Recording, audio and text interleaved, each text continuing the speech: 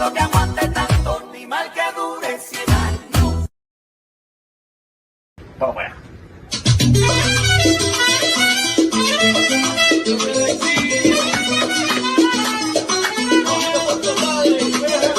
Te pido que formes parte del cambio. No hay pueblo que aguante tanto, ni mal que dure 100 años. Te pido que formes parte del cambio. No hay pueblo que aguante tanto, ni mal que dure 100 años. Cubano soy, siempre digo lo que siento. Cuba yo la llevo dentro, y donde quiera que voy, 100%. Te pido que formes parte del cambio. No hay pueblo que aguante tanto, ni mal que dure 100 años. No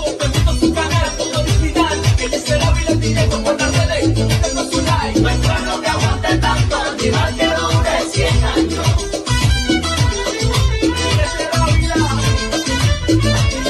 No hay pueblo que aguante tanto, ni mal que dure 100 años. Bueno, muy buenas tardes a todos, ya casi 1000 personas conectadas en vivo. Todavía no hemos oficialmente comenzado y sé que hay una gran expectativa para escuchar al profe Milei. Estuve conversando con él hace unos minutos y bueno, me comentaba que igual era muy especial estar dirigiéndose a casi 55.000 cubanos de dentro y fuera de la isla. Estamos repartidos por el mundo entero. Pero yo le comentaba que lo interesante de esto es que la mayoría de los debates que yo he podido ver en YouTube con el profe Milei es precisamente con personas que han sido influenciadas por las ideas que ha exportado la dictadura cubana desde 1959. Así que hoy es un gran placer para todos nosotros tener pues por acá al profesor Milei. Tenemos también a José Guillermo, quien pues pertenece a la Fundación para el Progreso, Libertad y Progreso, y va a estar, digamos, introduciendo un poco al profesor Milei, y también le damos la bienvenida de parte de toda Cuba. Así que bienvenido José Guillermo y bienvenido Javier Milei. ¿Cómo están? ¿Qué tal, Eliezer? ¿Qué tal, José Guillermo? Un gran amigo. ¿Cómo están? Bueno, muchas gracias por esta oportunidad. En nombre de la Fundación Federalismo y Libertad, agradecerles a los dos porque sé que tienen una agenda muy comprometida. Y este espacio, quiero destacar, fue una iniciativa de Frank Zimmerman, nuestro amigo en común, que tenemos los tres, quien es un publicista, un economista, un publicista, un ejecutivo que está radicado en Nueva York, pero que vivió en distintas ciudades desde que se tuvo que salir de Cuba en 1980. Entre otras cosas, está gran parte del tiempo en Buenos Aires y junto a algunos amigos intelectuales como Juan José Sebrelli, yo lo pude conocer y la verdad que es un gran promotor de todas estas cosas, de todas estas iniciativas, además una persona con una fuerte formación. Y por otro lado, agradecer especialmente a Javier Milei, que si bien es un lugar muy común decir que no hay forma de presentarlo porque no necesita presentación, quiero compartir una serie de reflexiones respecto de él. Yo lo conocí en el año 2014 a instancias de un ex ministro de Economía de la Nación, que es Ricardo López Murphy, quizás uno de los economistas más importantes, y ya lo había sentido nombrar porque en un programa argentino muy conocido, que era el programa de Longobardi, habían mencionado un libro de él, Economía contra reloj, editado con otros economistas, y desde el primer momento, la conferencia uno notaba una diferencia, una cierta conexión con el público que no suelen tener los economistas, ¿no? Después se convirtió con el tiempo en un personaje extremadamente popular, precisamente por ese carisma que tiene en los medios, y mucha gente se preguntaba si en realidad lo de Javier era un fenómeno mediático, si detrás de todo ese impacto nacional y académico realmente. Y todos sabíamos que sí, pero yo lo terminé de confirmar en el año 2017, justamente en el marco de un programa que la Fundación tiene en Nueva York, donde participamos con Frank Zimmerman, una visita que hicimos con Ricardo López Murphy al Centro de Estudios Latinoamericanos de la Universidad de Columbia. Ahí pude interactuar, incluso cenamos con quizás el economista desde el punto de vista académico más prestigioso, que es Guillermo Calvo, y él junto a la esposa Sara Calvo me dijeron que Milei era realmente una persona de una sólida formación, muy profundo en sus ideas y en su contenido, y eso ya me sacó cualquier tipo de duda de que el economista académicamente más prestigioso del país diga eso de Javier Milei, que además tiene todas las virtudes que ya conocemos en la promoción de las ideas liberales. Así que yo ya desde ahí, cualquier persona que por envidia o por cierto resentimiento diga que Javier, además de un fenómeno mediático, no tiene los pergaminos académicos, para mí está totalmente descartado por esta anécdota que cuento. Y es un fenómeno tal que, por ejemplo, en Jujuy una vez el gobernador estaba tan enojado que hizo todo lo posible para que no consigamos auditorios acordes al tamaño o a las expectativas de asistencia que tienen las conferencias de Milei, que nunca bajan de 1000 personas. Y la verdad que la provincia de Jujuy, en el norte argentino, tiene capacidad limitada en cuanto a auditorios y teatros, y nos cerraron todas las puertas. Y la verdad que igual, aún así, hicimos una conferencia, se llenó el auditorio, un auditorio chico que conseguimos y mucha gente afuera, pero después nos desquitamos en Tucumán a los pocos meses con más de 1500 personas en un hotel del que tiene un auditorio de la mayor capacidad de la provincia, y eso fue un hecho inédito, inédito en el sentido de que nunca un economista que no haya sido político antes o que no haya tenido otro tipo de actividad más que de ser economistas, tenga ese nivel de impacto y sobre todo de influencia en tanta generación, en una generación totalmente nueva de jóvenes que gracias a las ideas de Javier están superando el adoctrinamiento en los colegios y en las universidades. Así que para mí es un fenómeno extraordinariamente novedoso.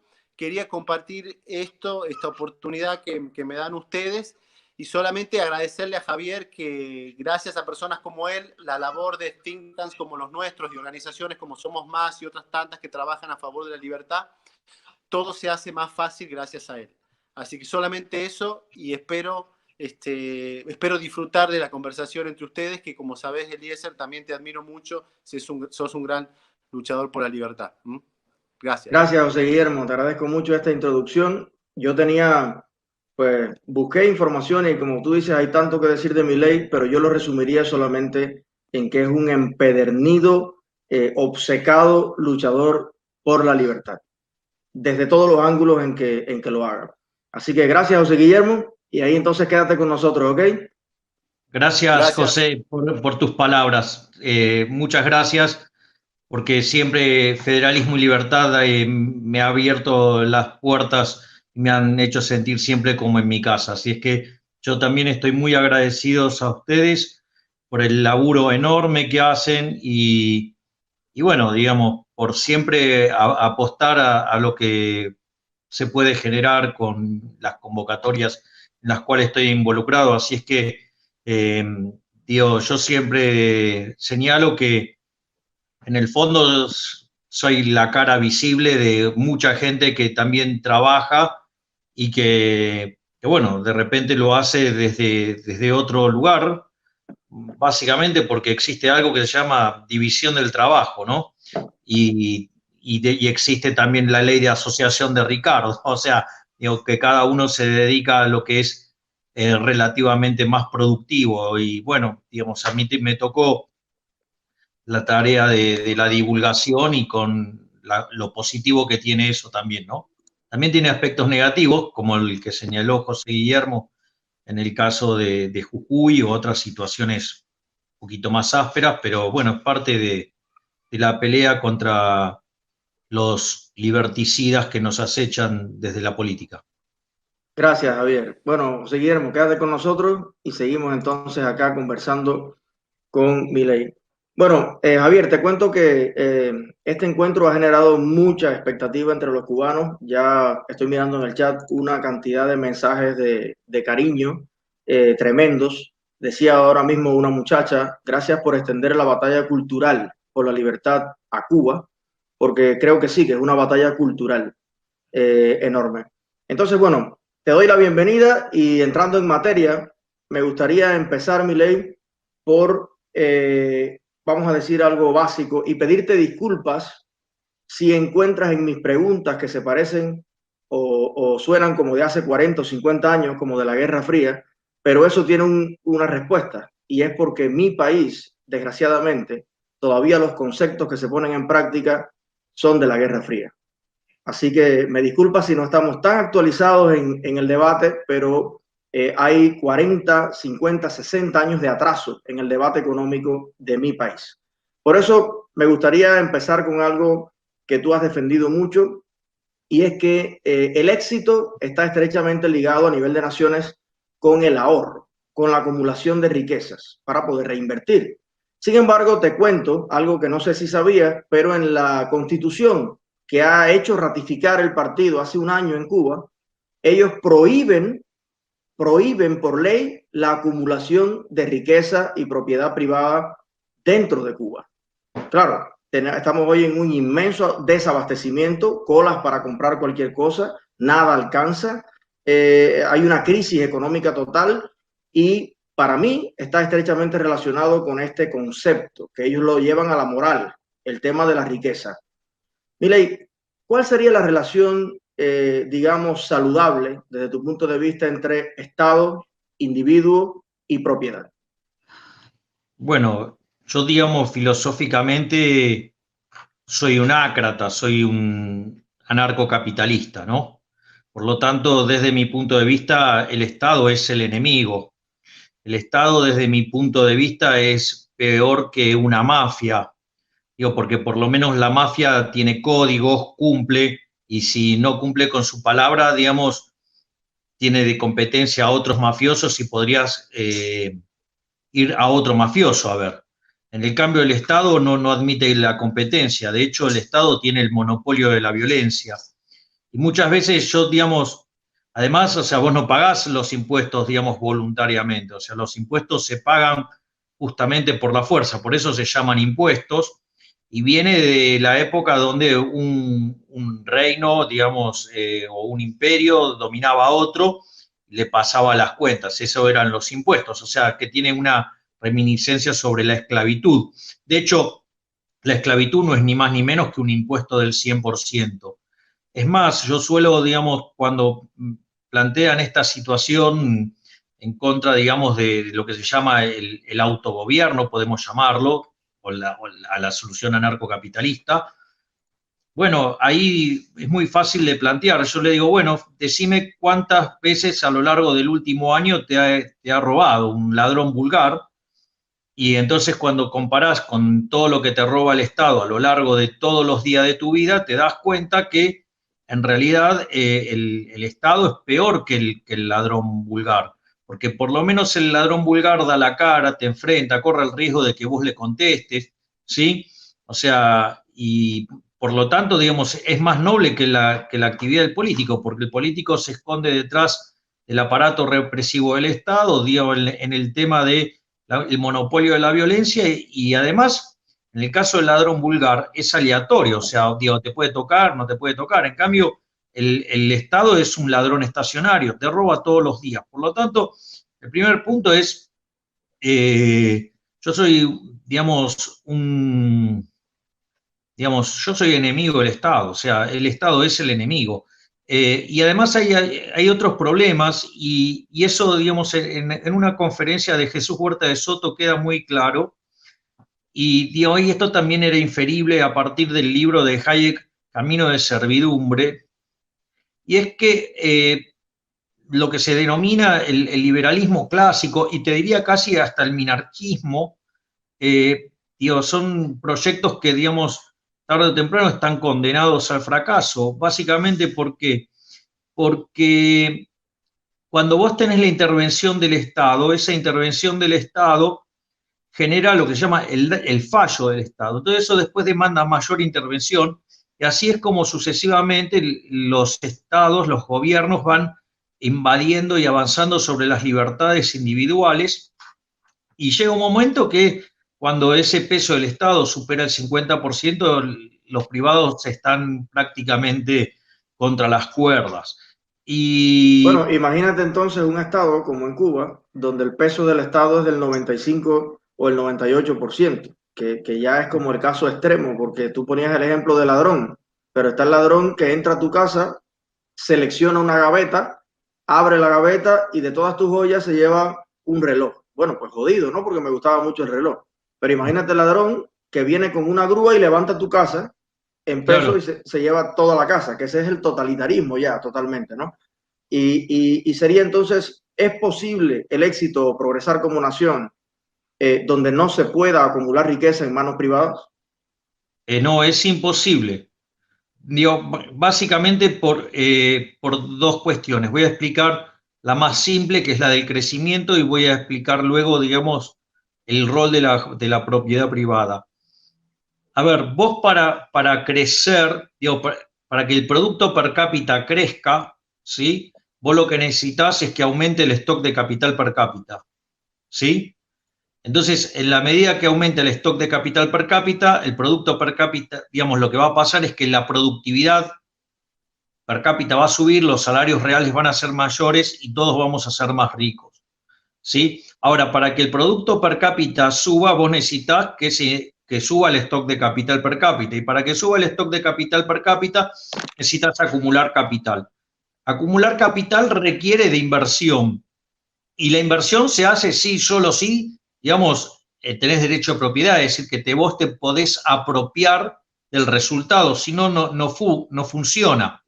Pero además, el otro elemento es que para vos poder, digamos, financiar esa inversión necesitas del ahorro, que en el fondo es, la dinámica es vos trabajás, una parte lo ahorrás, otra parte la consumís, ese ahorro financia la inversión, esa inversión hace subir el capital, sube el capital per cápita y así, digamos, aumenta la productividad per cápita y así es como se genera el proceso virtuoso de crecimiento económico. Pero fíjate que ahí hay dos instituciones muy importantes, digo, una que tiene que ver con el ahorro, ¿sí?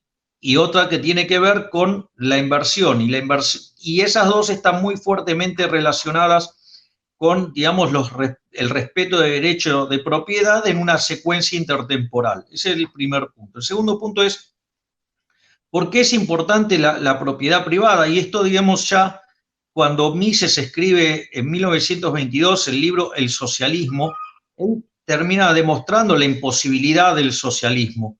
O sea, porque el socialismo no es que solamente no es posible por una cuestión técnica de cómputo de datos, sino que es imposible porque no hay propiedad privada. Al no haber propiedad privada no hay cálculo económico. A ver, voy a tratar de explicar esta idea, porque esta idea es muy importante. Supongamos que yo te vendo un teléfono celular a ti, Eliezer. Es decir, y vos a cambio me das algo que oficia como dinero, ¿sí? Bueno, eso lo que hace es generar un precio, ¿sí? Es decir, entonces si yo, digamos, te entregué mi celular y vos a cambio, no sé, me diste $100, por decir algo, entonces eso lo que hace es marcar un precio, ¿sí? Y ese precio se transforma en lo que se llama una señal, ¿sí? Esa señal viaja a lo largo del sistema económico y ahí lo que vos tenés es que los agentes empiezan a coordinar respecto a esa señal. Algunos van a ser compradores netos y otros van a ser demandantes netos. Y como no necesariamente las cantidades demandadas y ofrecidas van a ser idénticamente iguales, lo que vos vas a tener es un proceso en donde de la discrepancia de oferta y de demanda se va a producir un ajuste en el precio y en las cantidades hasta que se encuentre el equilibrio. Ahora, fíjate que toda esa secuencia que marca cómo se coordina el sistema económico depende de un supuesto crucial de inicio, y es que yo soy el dueño del celular que te vendí. Porque si yo no soy el dueño del celular que te vendí, yo te lo puedo vender a cualquier precio, si total no es mío, ¿me comprendés? Bueno, entonces, cuando hay propiedad privada, es posible hacer cálculo económico. Y a partir de ahí es como se construye el sistema de precios y así todos los agentes se empiezan a coordinar. De hecho, fíjate que ahí casi te surgen naturalmente, digamos, dos aportaciones muy importantes. Una que es el trabajo de Hayek sobre el uso del conocimiento en la sociedad, donde vos fíjate que en realidad ninguno de los agentes, ninguno de los individuos tenemos información perfecta. Sin embargo, dada la señal de precios, nos coordinamos respecto a esa señal en función de maximizar nuestro bienestar. Y entonces es como que nosotros pusiéramos a disposición esa información para la sociedad, de modo tal que cada uno, siguiendo sus propios objetivos, ¿sí?, conduce al bienestar general. O sea que, en definitiva, cuando llegás al fondo de esa situación, te encontrás con la mano invisible de Adam Smith, donde cada uno, guiado por sus propios, ¿sí?, objetivos, digamos, aún sin buscarlo, termina colaborando a un mayor bienestar social. Ok, siguiendo esa perspectiva, ¿por qué crees que cuando hay cualquier tipo de disputa, aunque sea ideológica, y está de un lado una persona exitosa, o lo que le llaman un rico o un facha, para llamarlo despectivamente, pero que es el dueño de una idea que la ha llevado a cabo y le fue exitosa, y del otro lado hay alguien que es pobre? ¿Por qué, sobre todo en América Latina, existe culturalmente una parcialidad para condenar al rico y de alguna manera beatificar al pobre? Bueno, ahí yo voy a ir a un punto que vos levantaste al inicio, Eliezer, que es muy importante, que tiene que ver con la mirada de los socialistas, porque en el fondo lo que está subyacente detrás del socialismo son las ideas de la envidia, el odio, el resentimiento, el trato desigual frente a la ley, el asesinato, el robo. O sea, y todo enmascarado, digamos, en la justicia social, ¿no? En esa idea nefasta de la justicia social. Pero en realidad, ¿de dónde se alimenta todo eso? Porque esta es la parte más importante. ¿Dónde está el corazón de toda esa fundamentación? Esa es para mí la clave. La clave está en ese lugar. Y esto viene de que los marxistas no superaron, en términos de teoría económica, el año 1871. Entonces, ¿por qué hablo del año 1871? Porque es el año en el cual Karl Menger presenta su libro Principios de Economía y Política, donde desarrolla la teoría subjetiva del valor. La teoría subjetiva del valor básicamente es desarrollado por tres economistas en simultáneo. Uno es Menger, otro es Ball-Raj y otro es Jevons. Y ellos básicamente lo que hacen es derribar y dar por tierra con la teoría del valor-trabajo. Entonces, cuando vos además internalizás la lógica de la teoría subjetiva del valor, también llegás también a una teoría de la distribución. Y eso, digamos, es la clave para entender los problemas. ¿Por qué? Porque en realidad, ¿cuál es el problema que tienen los marxistas o los socialistas que adhieren a la teoría del valor-trabajo? Es como que creen que los precios se derivan de sumar costos, ¿sí? Concretamente, la teoría del valor-trabajo, digo, lo único que cuenta es sumar horas de trabajo, de trabajo socialmente necesario, ¿sí? Para evitar la ineficiencia. O sea, tienen que hacer ese supuesto para, digamos, evitar algo que ocurre naturalmente en la vida. Entonces, ¿cuál es el punto? El punto es, yo lo suelo mencionar siempre con un caso de, suponete que tú llegas a una sociedad y descubres que no hay vino. Entonces dices, qué fabuloso esto. Entonces, digamos, me puedo llenar de dinero vendiendo vino. Entonces vos te conseguís las uvas, te conseguís las máquinas para convertirla en vino, te conseguís las botellas, la etiqueta, el corcho, y una vez que vos terminás, ofreces esa botella de vino, pero como además sos el único, ¿sí? Porque, digamos, tenés el monopolio, le pones un altísimo margen de ganancia. Bueno, sucede que estás frente a una sociedad de abstemios. ¿Cuánto vale esa botella? Nada, no vale nada. Es decir, los bienes valen por las preferencias y la escasez. fíjate qué ridículo que es el caso de la teoría del valor trabajo, que si vos pudieras poner los precios en función de los costos, primero que la tarea del empresario sería bastante fácil, algo que claramente no lo es, pero además no habría quiebras, nunca habría quiebras, porque vos siempre estarías poniendo el precio justo. Y después, entonces, cuando ese precio para ellos no coincide con los costos, para ellos es una forma de explotación. Y eso también demuestra que no entienden cómo funciona el sistema. Porque en realidad no hay nada más fugaz que la ganancia extraordinaria, lo que se llama beneficio en economía, que es cuando vos generás ingresos por encima de todos tus costos, incluyendo en los costos la remuneración del capital. Entonces, ¿qué es lo que pasa? Cuando vos estás teniendo beneficio o un resultado extraordinario, por decirlo de alguna manera, eso lo que hace es reasignar los recursos de la economía hacia ese lugar. O vamos a ponerlo en otros términos. Suponete que la economía está en lo que se llama habitualmente en la teoría neoclásica, en lo que, digamos, estado estacionario, o lo que Mises definía como la economía de giro uniforme, ¿no? Una economía que se repite todo el tiempo. Una economía que se repite todo el tiempo no hay beneficio. ¿Por qué? Porque, digamos, se cubren todos los costos, incluido el costo del capital, ¿sí? Pero ahora supongamos que por alguna cuestión los individuos deciden demandar menos del producto B para demandar más del producto A. Lo que va a pasar es que el precio del producto A va a subir y el precio de B va a bajar. Entonces, ¿qué es lo que pasa? En el caso de las empresas que están en B ahora no van a cubrir sus costos, por ende algunas de ellas, las que sean menos eficientes, van a terminar quebrando.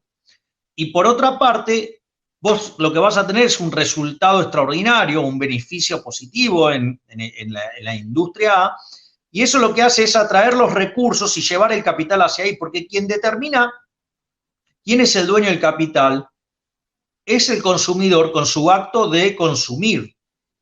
Entonces, una vez que, digamos, esa ventaja es erosionada, automáticamente la economía vuelve a giro uniforme. Por eso es tan grave cuando los políticos quieren controlar precios. ¿Por qué? Porque justamente lo que están haciendo es cercenar a esa señal para que se reasignen los recursos hacia donde los individuos consideran más pertinentes. Entonces, en ese contexto es que empieza a dañarse el sistema económico. ¿Por qué? Porque en la medida que el sistema genere ganancias, eso lo que va a empezar a mostrar es que la economía tiene potencial de crecimiento. Y cuando los resultados son negativos, la economía se va contrayendo. Entonces, fíjate que cuando controlan precios, no le permiten ganar a la empresa A, pero sí están mandando a la quiebra a las empresas B.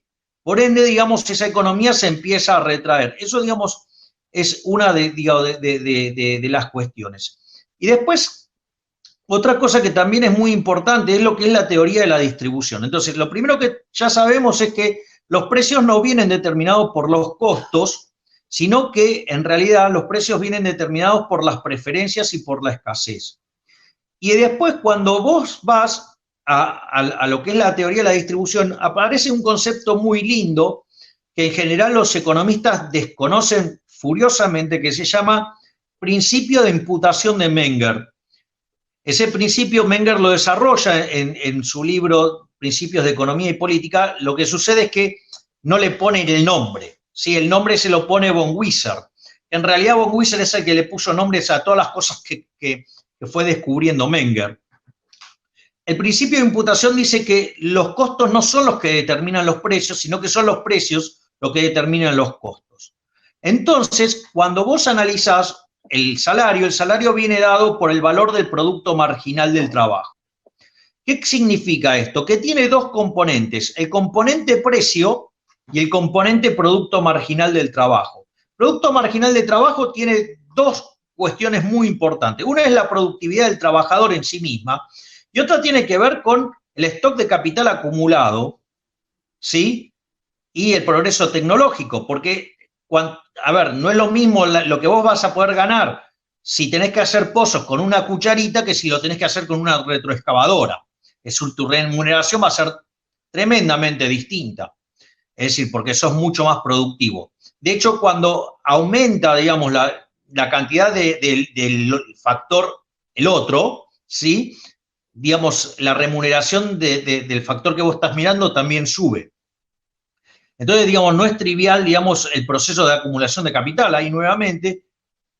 Y después está la parte del valor. La parte del valor tiene que ver con las preferencias y la escasez. Vos podés hacer un bien, digamos, muy lindo, muy escaso, todo lo que quieras, pero si no lo quiere nadie, el precio es cero, y vos podés pagar por los salarios cero. Y entonces, ¿qué es lo que pasa? Los marxistas no pueden salir digamos, y toda la izquierda, no pueden salir de la teoría del valor trabajo, porque entonces no pueden tener teoría de la explotación, porque para ellos la explotación, o sea, la plusvalía, deriva de la diferencia entre el precio de mercado y, digamos, el costo laboral que incluye esa mercadería. Todo lo demás para ellos es plusvalía y eso, digamos, es explotación. Entonces, ¿qué pasa? Ellos no pudieron salir de la teoría del valor trabajo porque, como señalan algunos autores, o sea, Marx tenía la conclusión antes de empezar su libro. Entonces, o sea, lo único que sabía era que quería decir que el sistema era injusto y que generaba explotación. Entonces, ¿qué es lo que pasa? Tampoco entienden que la única forma de ser exitoso en el capitalismo es ir viendo al prójimo con bienes de mejor calidad a un mejor precio. Y que además la tarea del empresario no es una tarea fácil y conlleva un montón de riesgos que puede hacer que todo lo que acumuló de capital, que lo puso en una empresa, si los individuos no desean esos bienes, va a la quiebra y lo pierde todo. Es decir, en cambio, digamos, el trabajador, digamos, lo único que pone es el trabajo. Entonces, básicamente, te diría que el gran problema que tienen es que no entienden la teoría de la distribución. Y no entienden la teoría de la distribución porque no han podido salir de la teoría del valor trabajo. Y al no poder salir de la teoría del valor trabajo, no pueden comprender que la plusvalía es un concepto estúpido. Porque si aceptan que la plusvalía es un concepto estúpido y carente de sentido, deberían terminar aceptando que tienen un castillo de naipes que con la menor brisita se cae. Bueno, pero hay algo también, Milei, que tiene que involucra los derechos. Supuestamente los marxistas y los comunistas, como lo decía nuestro propio José Martí, se alzan en hombros de los pobres, supuestamente para defender sus derechos frente al explotador capitalista, pero en la práctica no existen países en el mundo donde haya más mutilación de los derechos, no solamente de los derechos económicos, sino derechos políticos, derechos culturales, que en los países comunistas. Y hay una inmensa diferencia entre la libertad de contratación, el volumen de ingresos, el estado de bienestar entre trabajadores de países que lideran los países más libres del mundo, como tú lo has mencionado tantas veces, y los países con más control estatal, como es el caso de Cuba, que es más del 90% de la fuerza laboral. Bueno, Cuba es un país, Milei, donde todavía el Estado produce pizzas. Pero además, ¿cómo es la competencia? El que produce pizza en una pizzería estatal, los productos, las materias primas, se las oferta al Estado a precios que no tienen precios subsidiados completamente. Sin embargo, la pizza muchas veces no hay quien se la coma. Sin embargo, para el mercado privado no existe una tienda minorista eficaz. Los precios, la materia prima se adquiere en un mercado negro a precios súper increíbles, inflados, más caros que en Estados Unidos. Sin embargo, la preferencia de la gente sigue siendo esa pizza que es más cara porque el Estado así lo quiere, la que produce el privado porque es deliciosa la pizza. O sea que es una competencia absolutamente desleal. Y ahí viene la próxima pregunta. En un país que lleva 60 años como Cuba, imperando el Estado, no solamente en términos de economía, sino un adoctrinamiento brutal. De cara a una transición económica, ese 90 y pico % de propiedad sobre los medios de producción que tiene el Estado, tendremos sí o sí que transferirlos a manos privadas. Pero ¿cómo hacer eso?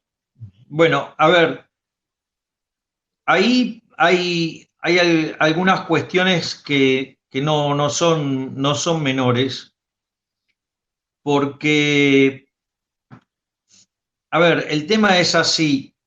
Si vos te fijás, y esto yo lo he experimentado con personas que han vivido en la Unión Soviética, o yo, digamos, he tenido un compañero de trabajo que, por ejemplo, el padre había sido luchador, pero olímpico, y como ganó medallas de oro y todo, y era una celebridad, por decirlo de alguna manera, digo, en los términos de la lógica del comunismo, le asignaron ser como una suerte de embajador en uno de los países, digamos, de la órbita de la Unión Soviética. Y con lo cual, digamos, no estamos hablando de la gente que vivía mal, estamos hablando de los privilegiados, ¿no? Y en este lugar, por ejemplo, en el invierno puede llegar a ser 30, 40 grados bajo cero. Y esta persona recuerda que cuando hacía ese frío, hacían entrar a los chanchos adentro de la casa y todo para justamente tener calor.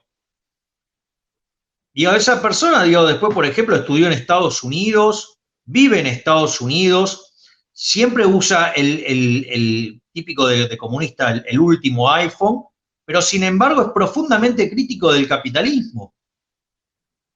Entonces, digo, es verdaderamente, y siempre defiende al modelo ruso. Entonces, digo, cuando en realidad el comunismo fue un fracaso en lo económico, en lo social, en lo cultural, y además asesinó a 150 millones de seres humanos.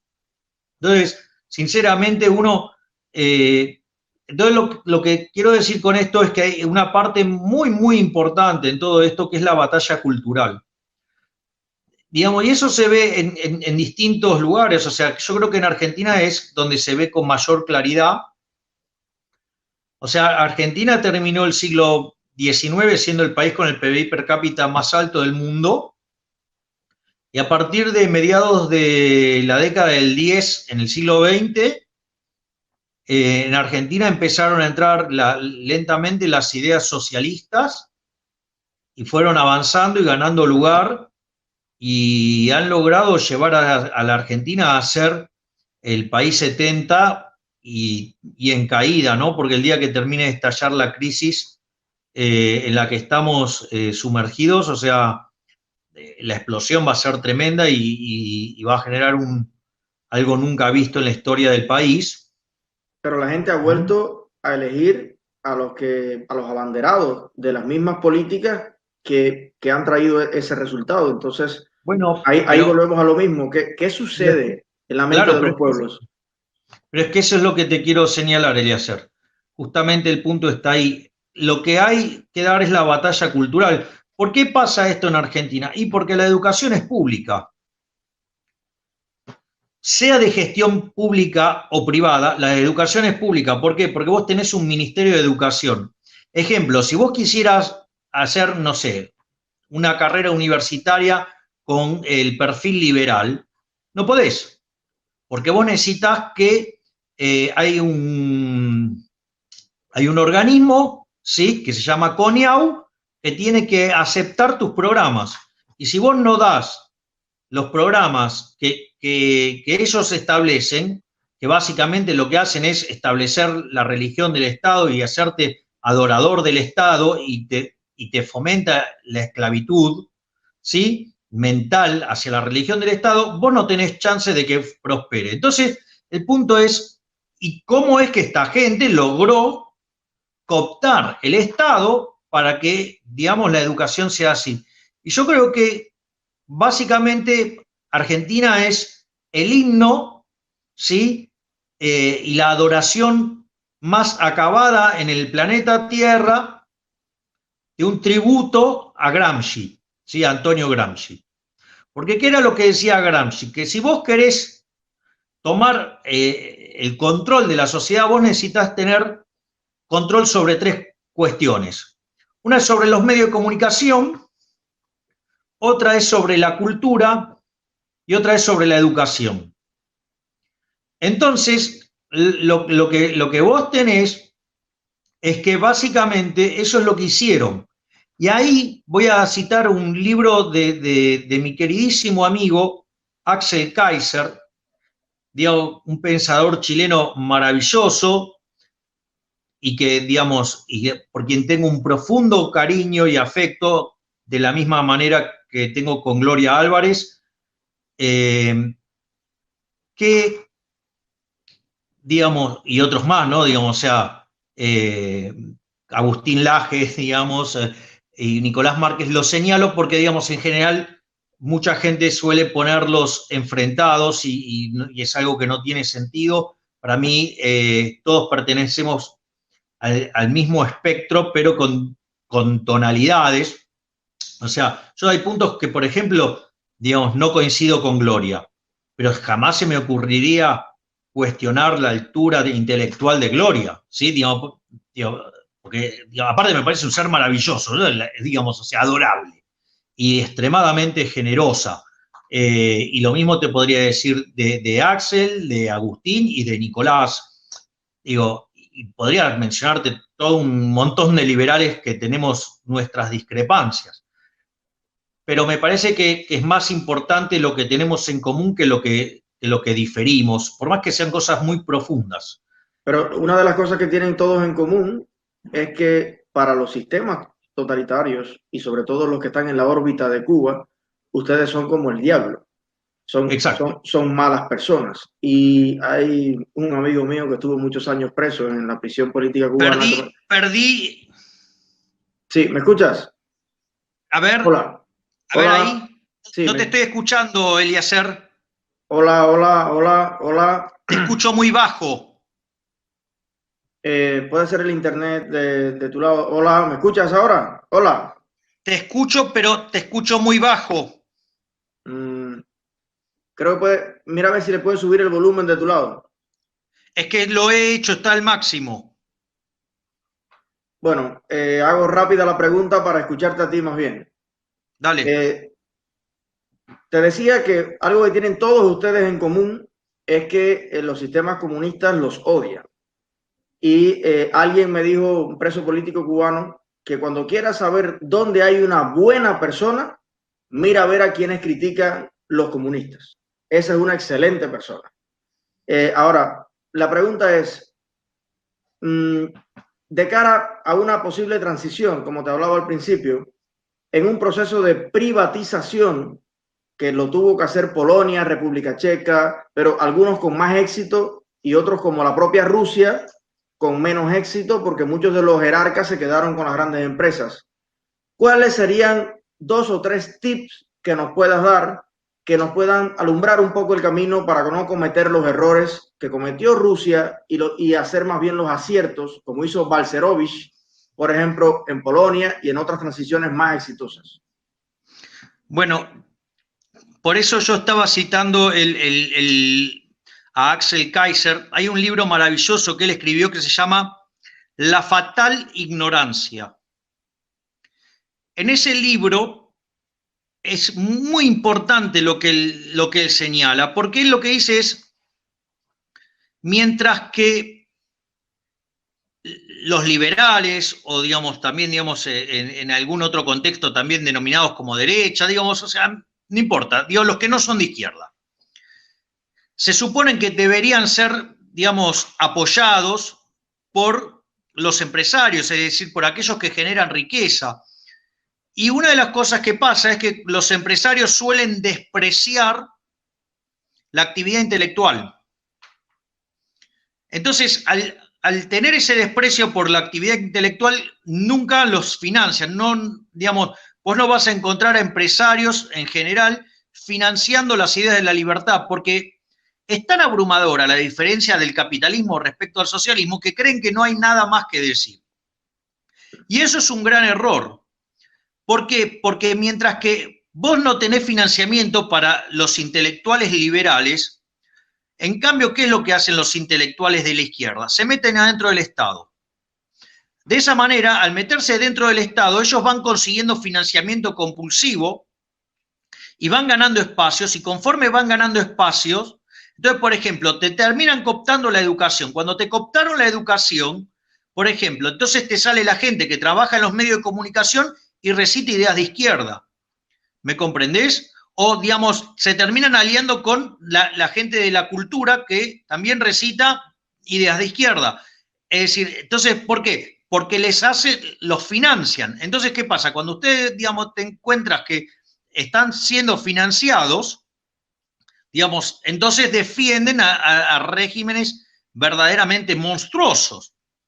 Entonces, fíjate que siempre los artistas están bancando digamos, estas tiranías, por decirlo de alguna manera. Entonces, en el fondo, ¿qué es lo que pasa?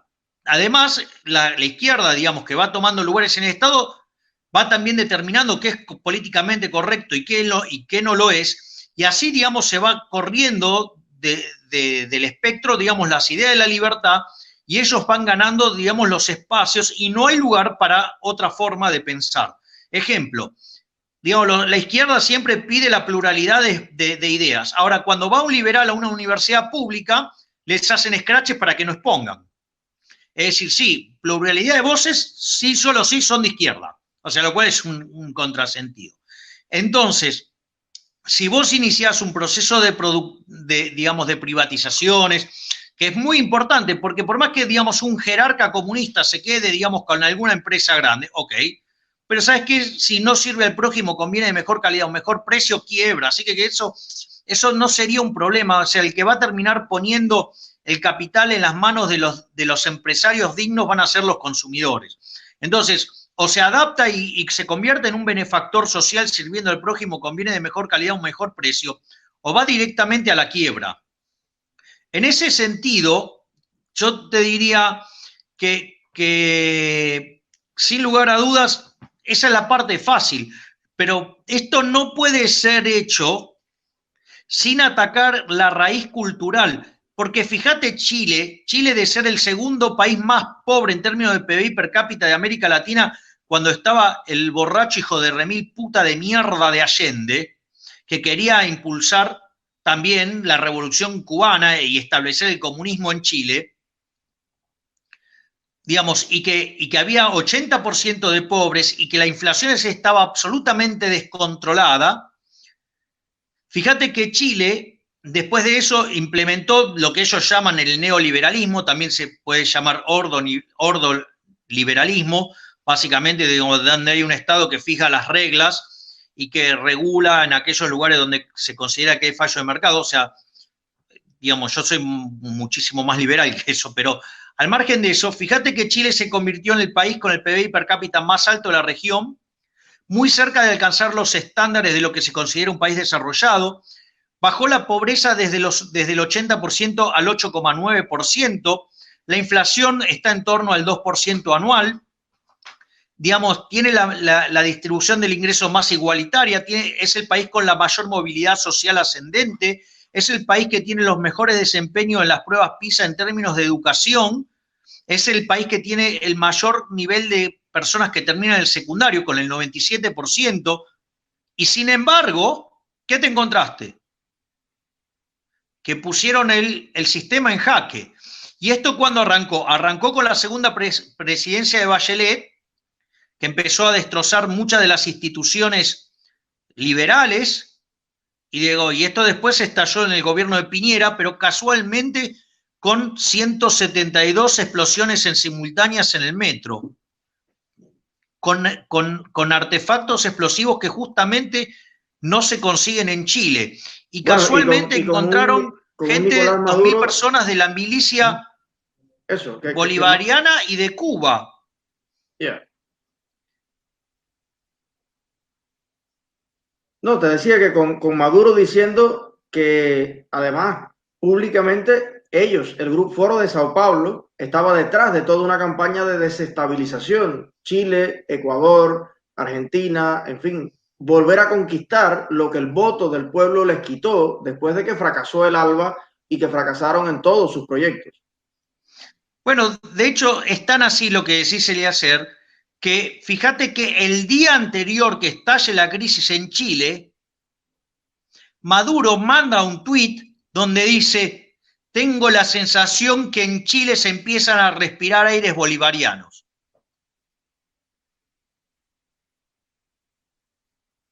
Y recordemos cuál era la idea del Foro de San Pablo, que hoy, digamos, está en lo que se llama el Grupo Puebla, ¿no? Que era establecer la Unión Soviética Latinoamericana. Y ahora mismo, en este minuto, digamos, ¿cómo ves el presente del continente y el futuro de cara al mapa geopolítico? ¿Crees que la izquierda liderada por la dictadura cubana y venezolana va a volver a conquistar las plazas que perdió en las últimas elecciones, dígase Brasil, Colombia, o consideras que podemos tener un repunte de las ideas liberales y de la democracia, visto ya el fracaso en Venezuela, lo que está pasando en Nicaragua? ¿Qué auguras para los próximos 5 años? Es imposible saberlo, pero está claro que están dando la batalla. A ver, yo te puedo contar las cosas que está haciendo Argentina. Argentina, con la excusa del coronavirus, que es una farsa, porque cuantitativamente es una farsa, está llevando a la quiebra masiva de empresas y probablemente intente nacionalizarlas. O sea, ¿por qué? Porque como el comunismo no crea nunca empresas, entonces siempre lo que hace es expropiar lo que existe. Igual, digamos, tarde o temprano, como no entienden la lógica del mercado, digamos, terminan quebrando y terminan generando un desastre y servicios de pésima calidad. Pero al margen de eso, fíjate que el presidente Alberto Fernández se salió del Mercosur porque quería avanzar el Mercosur en una agenda de mayor libertad económica. Es decir, digamos que donde está Bolsonaro, que tiene un ministro de Economía, Pablo Guedes, que es de Chicago, y tenés el caso de Paraguay, digamos, con una situación fiscal, digamos, relativamente muy favorable para la libre empresa, a pesar de que están teniendo avances en las libertades individuales, o la calle Pou, digamos, que tiene un discurso liberal, aunque sus economistas, no sienten el desprecio por Keynes que debería sentir un liberal de ley. Pero, digamos, al margen de esa situación, claro, puesto en la lógica de un argentino medio, claro, les parecen extremadamente liberales, de derecha o cualquier cosa. Pensá que en Argentina se consideraba que Macri era un liberal extremo, cuando en realidad Macri es un socialdemócrata. De hecho, vendría a ser como el Partido Demócrata en los Estados Unidos, la línea de Bernie Sanders, pero sustancialmente más estúpido. Y digamos que hay que hacer mucho esfuerzo para ser más estúpido que Bernie Sanders, ¿no? Pero, bueno, y eso era Macri. O sea que estábamos hablando de un tipo que era un socialista. Pero los medios en Cuba lo vendían como llegó la ultraderecha al poder en Argentina. Claro.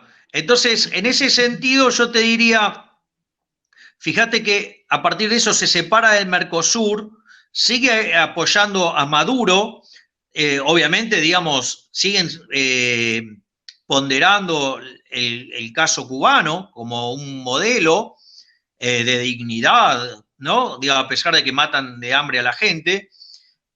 Y, por ejemplo, días atrás hubo reunión del Grupo Puebla y estaba Lula da Silva y estaba Dilma Rousseff, o sea, los opositores al actual gobierno.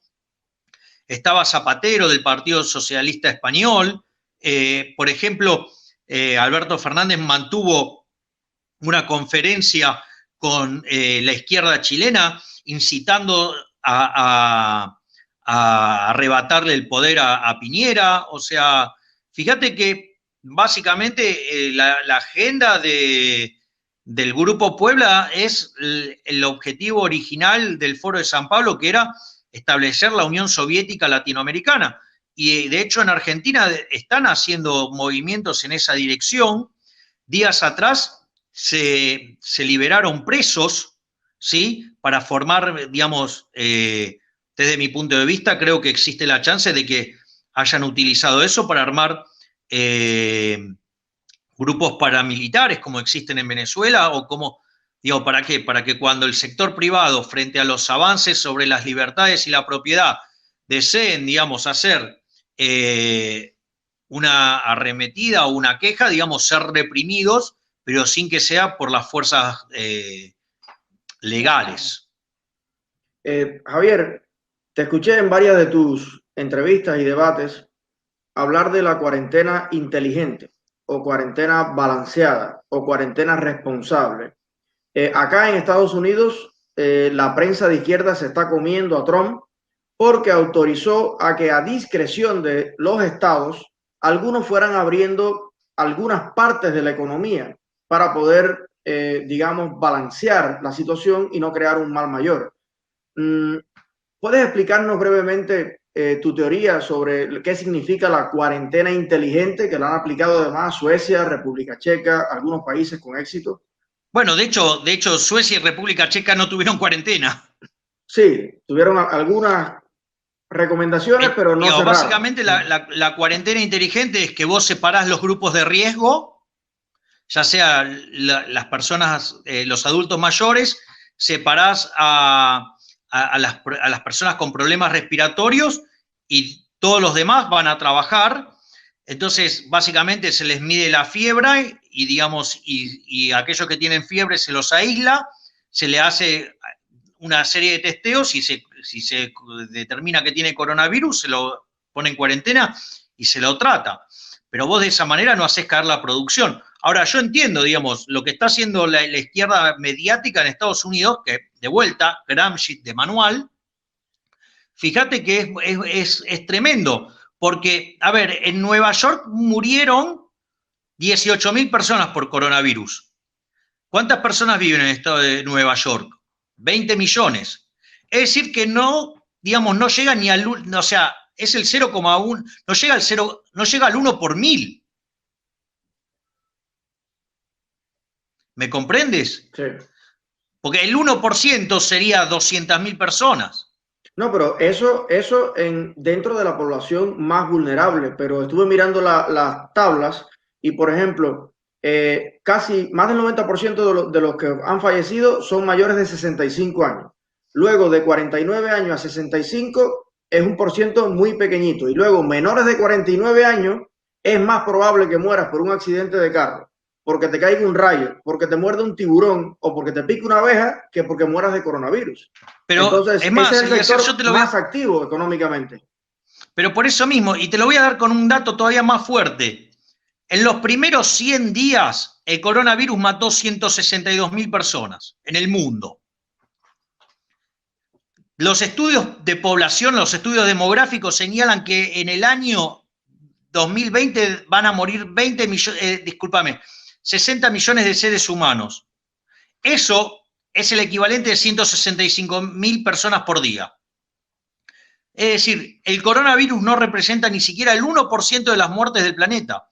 Es una gran mentira para conducir a la quiebra a las empresas y para que los estados avancen sobre la propiedad privada y avancen sobre un régimen más totalitario o regímenes que terminen coartando las libertades individuales.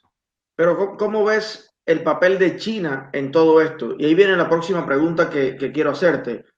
Está muy claro, incluso Alemania ya está demandando formalmente a China por lo que le ha causado al mundo al ocultar la información. No solo Alemania, también está demandándolo Inglaterra y Francia.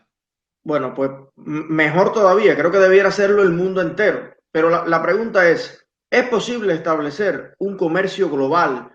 ¿Es posible establecer un marco internacional de confianza con dictaduras que ocultan los datos, que manipulan la información y que ponen en grave peligro la seguridad del mundo? ¿O para tener igualdad de comercio hay que tener igualdad de transparencia? ¿Cómo tú lo ves? A ver, si vamos a esto. Si China termina pagando los costos, yo no tengo problema. ¿Sí? Ahora el punto es si efectivamente termina pagando los costos de lo que ha causado, del daño que ha causado. Es que no lo va a hacer. O sea, bueno, entonces, los costos en todos los países es impagable incluso para China.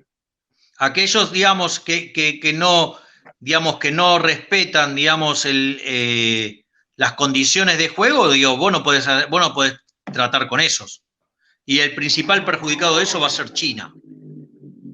Pero han hecho lo contrario. Han intentado exportar material, mascarillas, capas y todo, y al final ahí pululan los videos donde ni sirven las mascarillas, ni sirven los test, ni sirven las capas, y es como una gran maniobra de estafa, pero la estafa del siglo, hecha por los chinos. Bueno, ¿qué crees en realidad del modelo chino, que algunos comunistas lo intentan vender como, como un país comunista que es exitoso? ¿Qué crees tú? No, es que es un país comunista que es exitoso. Lo único que es exitoso son las 13 zonas que están abiertas al libre mercado. Digo, si le sacas esas 13 zonas, se hunden. Sí, porque estuve mirando en provincias como Cantón y otros lugares, la gente está en el fango hasta la cintura, sembrando el arroz a mano como en el siglo XVII, pero te ponen a determinadas ciudades, o sea, los cristales le nublan los ojos a mucha gente. Te ponen 2 edificios de cristales, que muchas veces son oficinas burocráticas, que son las ciudades vitrinas, como los mercados en Corea del Norte, y ya es el éxito chino. Pero el éxito ha sido el poco de capitalismo y de libertad que se ha introducido. Exactamente. Si hubiera sido total... Es más, fíjate que no son ningunos tontos, porque no avanzaron sobre Hong Kong. Y, digamos, de cara a América Latina, está muy claro que hay una intención. Cuando miran los números de inversión china en América Latina, han ido en un constante ascenso, igual que la inversión rusa. Están prácticamente rodeando a los Estados Unidos, pero ya no con bases militares, sino con predominio económico. ¿A tu juicio esto es positivo para el continente o no? Bueno, depende de qué rol va a terminar jugando China en el planeta. O sea, porque si va a seguir con la lógica comunista, no. Si se convierte en una economía de mercado, sí. Pero bueno, eso, digamos, dependerá de cómo se resuelve este conflicto con el coronavirus, a ver si se hacen cargo del desastre que causaron. Bueno, ahí hay un punto, y un poco para ir con las últimas preguntas, y es que en el discurso de los comunistas no hay nada peor para ellos que el imperialismo. Pero ahora yo me pregunto, ¿solamente les molesta un imperialismo? O sea, ¿no es un imperio en sus relaciones con los demás países, China también? ¿O le molesta solamente el imperio norteamericano? ¿Tú crees que a la luz actual tiene mucho sentido esta batalla de la izquierda contra el imperialismo? ¿Qué es el imperialismo según tu visión? A ver, Eliezer, acá siempre el problema con la izquierda es el mismo. Es decir, siempre tienen doble estándar. O sea, a ver, vamos, yo te digo para que lo veas con claridad. Es decir, si la situación fuera que Cuba domina todo el mundo, o China, o alguien de izquierda, no sería imperialismo, sería algo fabuloso. Y si la primer potencia fuera un país liberal, sería imperialismo. Pero eso lo hacen siempre. Ejemplo, vos tenés el caso de Bolivia con Evo Morales. Quiso reformar, digamos, primero reformó la Constitución para tener una reelección. Después, entonces tuvo la reelección, ¿sí? Ya me estoy quedando sin batería, ¿eh? Yo te aviso porque, o sea, después dijo que en realidad él había jurado por otra constitución en la primera, entonces se habilitó un tercer mandato. Como ya no tenía más lugar, ¿qué hizo? Agarró y llamó un referéndum. Como el referéndum le fue opuesto, digamos, igual así quiso avanzar en la idea y se tuvo que ir. O sea, y sin embargo ahí, digamos, la izquierda reclamaba por el demócrata, digamos, el campeón de la democracia, Evo Morales, y hablaban de golpe de Estado y todo eso, cuando en realidad el verdadero golpe lo estaba haciendo Evo Morales tratando de quedarse en el poder eternamente. Y fíjate que en esa situación, ¿sí? no solo eso, sino que además, o sea, bueno, va a las elecciones, como no consigue la mayoría, sabe que en la segunda vuelta va a perder y bueno, y ahí es cuando empiezan todos los problemas, ¿no? Y empieza la adulteración de los votos y todo eso. Entonces, ahí, digamos, básicamente, ¿qué hizo la izquierda? Declaró que había un golpe de Estado. Y después, la otra situación, en Chile, donde está claro, digamos, cómo esto fue orquestado por la izquierda, ¿sí? E instrumentado por milicias cubanas y de Maduro, y sin embargo ahí decían que muera el dictador Piñera. Bueno, eso es la izquierda, esa es la incoherencia, digamos, o sea, siempre tienen el doble estándar. Era lo que te contaba yo en la universidad. Reclaman, digamos, pluralidad de voces, pero cuando, digamos, va a hablar un liberal, los escrachan. Sí, bueno, nosotros tenemos mucha experiencia de eso en las cumbres iberoamericanas, en las Naciones Unidas. Los diplomáticos cubanos se comportan como guapos de barrio y no dejan hablar a nadie que vaya a hablar de la libertad. Por último, Milei, me gustaría preguntarte, sabiendo ya que el mundo libre y la libertad en Occidente está en grave peligro y que nuestras universidades que deberían promover los valores de la libertad están prácticamente tomadas, que las instituciones internacionales, las Naciones Unidas, la OMS, están totalmente infiltradas por comunistas enviando su mensaje, casi que el único terreno de libertad para promover nuestras ideas es Internet. Entonces, Exactamente. en ese sentido, ¿qué mensaje le dejas a los youtubers, influencers, que estamos creando estos espacios para debatir y para promover las ideas de la libertad y la dignidad de todos los seres humanos? ¿Qué mensaje o cuánta importancia le das a la existencia de espacios de este tipo? Total y absoluto, porque, por ejemplo, en Argentina, desde que llegó el kirchnerismo...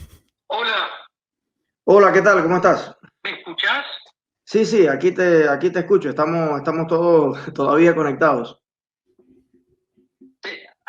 ¿Querés que entre? Dios, es que tengo 3% de batería, no me alcanza ni para... Entro y se va a terminar. No, entonces si quieres ya por aquí mismo, que te estamos escuchando todos, puedes, digamos, cerrar la idea que tenías, que te había preguntado sobre la importancia de difundir en Internet a través de los influencers, de los youtubers, crear espacios de discusión sobre la libertad y tu mensaje, digamos, final. Todos acá estamos, pues nada, todo el mundo, la verdad, con gran cariño y con gran aprecio, agradeciéndote que hayas estado con nosotros y comprometiéndonos también cuando se puede implementar la agenda que nos comentaba que probablemente tengas pronto en Estados Unidos, a asistir presencialmente a tus conferencias y demás. Entonces, bueno, sería básicamente pues resumir la idea que tenías cuando se cortó y nada, tu despedida. Bueno, mirá, yo creo que en este sentido el trabajo de los youtubers y lo que se puede hacer por las redes sociales es verdaderamente muy significativo, es clave, es fundamental. Y te voy a contar por qué. Desde que ingresó el nuevo gobierno en Argentina,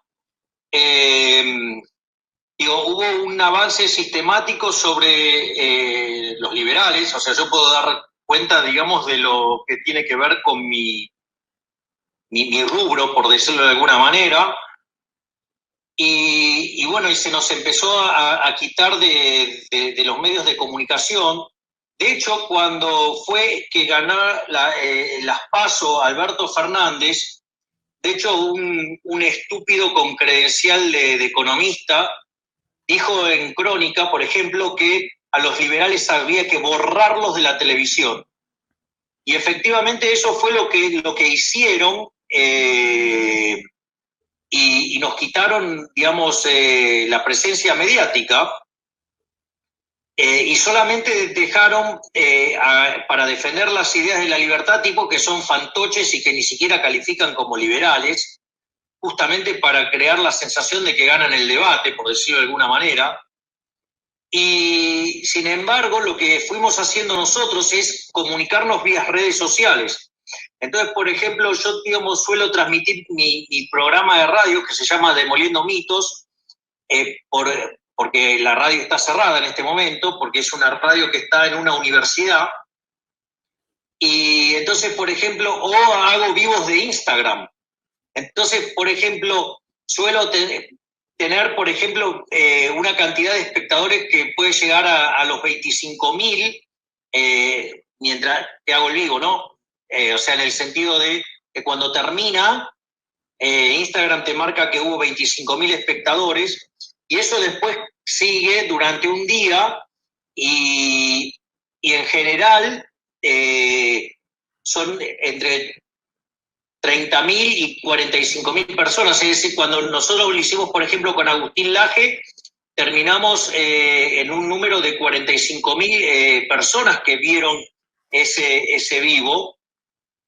Y entonces las redes sociales se vuelven fundamentales. Es más, después en un momento, frente a los avances y digamos, de la crisis económica y los problemas que están teniendo lugar, lo que en un momento, frente al descalabro económico, nos empezaron a llamar de vuelta de los canales de televisión, ¿sí?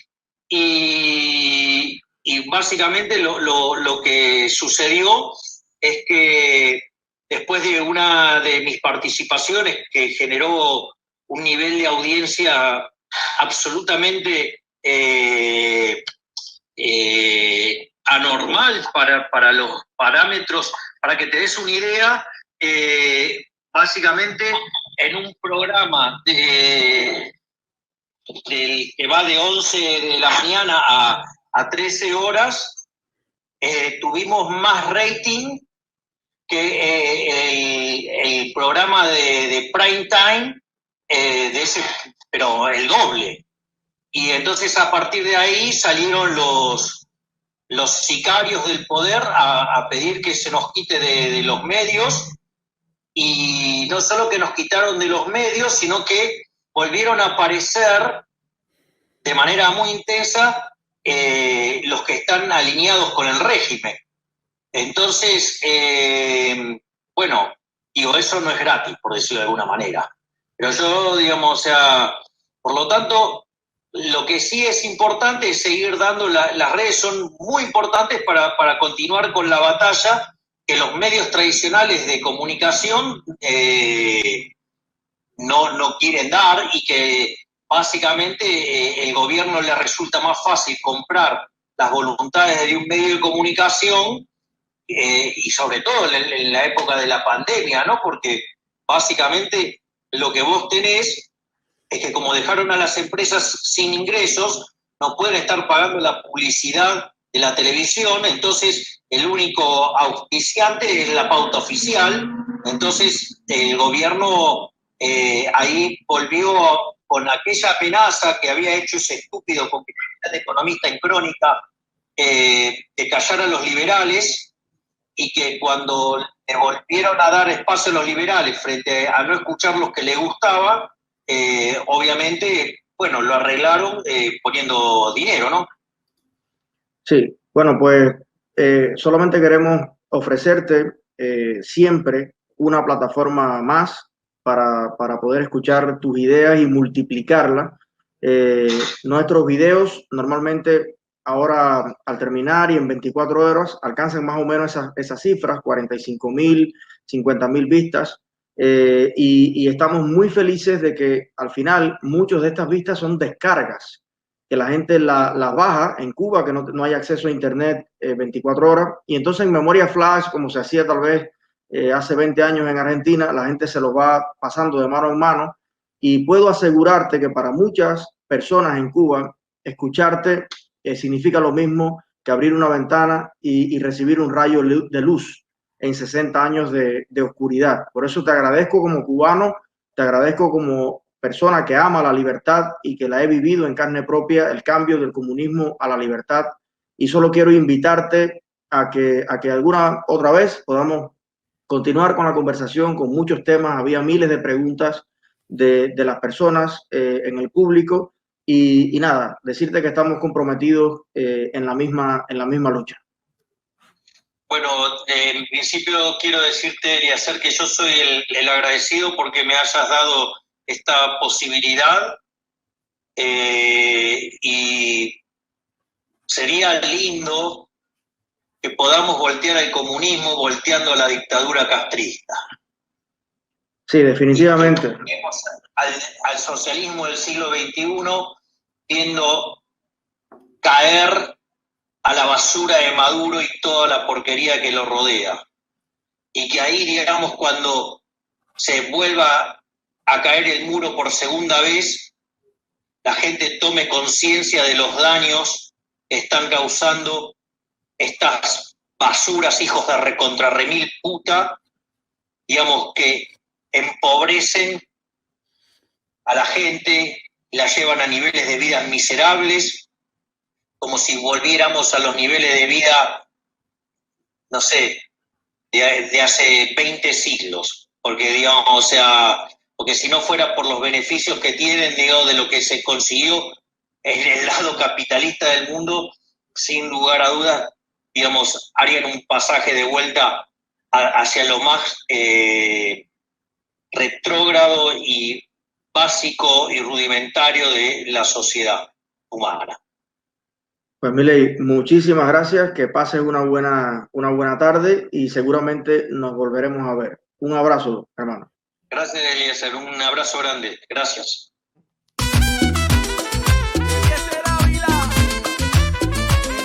No hay pueblo que aguante tanto, ni mal que dure 100 años. Empieza tu semana, anímate a comprar. No sé qué esperas, yo tengo el lugar. Lomo de res, 3,69 la libra. Muslo de pollo, caja de 40 libras, 16,99. Lomo de puerco, $1.69 la libra. Jamón Imperial para sándwich, $1.59 la libra. Carne para guisar, $3.99 la libra. Bistec de pecho para barbecue, $4.99 la libra. Chivo cortado, caja de 10 libras, $26.99. Calamar tubo y tentáculo paquete, $14.99. Camarones jumbo, $12.99 el paquete. Filete basa, caja de 10 libras, $24.99. ¿Dónde? En Rey Chávez, donde compran los que saben. Rey Chávez, no es que lo diga yo, es que Miami lo sabe. Rey Chávez. Siempre supe que quería algo más que un empleo. Quería libertad financiera, construir mi propio camino. Gracias. Soy Swami Saavedra, fundadora y broker de Savis Realty. En Savis Realty, lo que realmente nos diferencia es nuestro compromiso con tu éxito. No solo negociamos en tu nombre, luchamos por ti. Nos aseguramos de que consigas los términos más favorables en tu contrato de compraventa. Queremos que te sientas acompañado y confiado de que estás tomando la mejor decisión, porque para nosotros, tu tranquilidad es nuestra prioridad. Si nosotros lo pudimos conseguir, tú también lo puedes hacer. Nuestra agencia se especializa en inversiones en bienes raíces y nos gusta trabajar con nuestros clientes para enseñarles cómo con real estate se puede conseguir la libertad financiera. Atrévete a soñar, nosotros podemos guiarte. No estamos aquí solo para cerrar un negocio, estamos aquí para ayudarte a crear un plan de vida. Llámanos hoy y construyamos juntos un plan de éxito para ti. En Savis Realty no aceptamos resultados promedios, aquí jugamos para ganar. Miles de personas en el sur de la Florida ya cambiaron a Ocean Trust Insurance. ¿Qué estás esperando? Ellos ahorran hasta $500 al año mientras obtienen la mejor cobertura. Proteger tu auto es proteger tu vida. Y aquí en Ocean Trust Insurance hacen todo el trabajo por ti. Tú solo disfruta con tranquilidad. Haz clic en este botón y únete a los que ya tomaron la mejor decisión. Ocean Trust Insurance, a ti y a tu familia. Te asegura.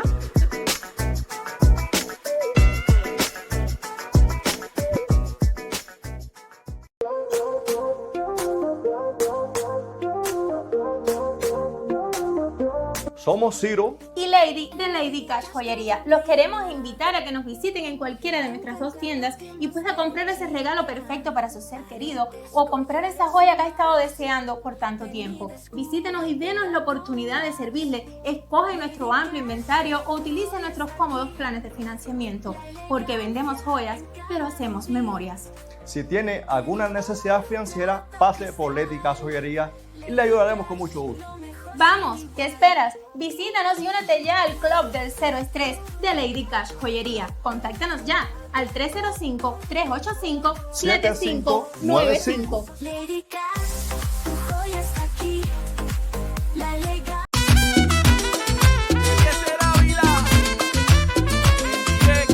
lo que aguante